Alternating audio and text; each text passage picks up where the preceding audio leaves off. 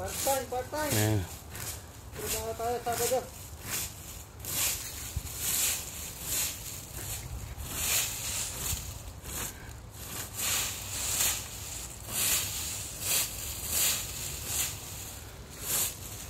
Dami din pag naipon. Kaya ano, mga perang maliliit pag naipon, madami din. Ano, pera na yan, no? Walis-walisin mo na lang. Yan si para Eric ko.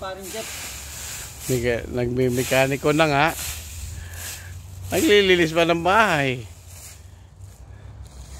Ayusin na nga yung sasakyan mo, ipaglilinis ka pa ng bahay. Yan si para Eric. O to guys, package deal na to. Lahat. Kompleto na yung package deal nito. Ginawa na yung wiper ko. Tapos paglilinis pa niya ako ng bahay. Kakaiba talaga to si para Eric eh. Yeah. Namumula yung halaman eh, no? Yung pulo na yan, pulang-pulang. Yung ilalim pala nito, oh. Puti. Pink, parang puti, tapos yung pink. O, tapos mabubulok na yan pag ganyan.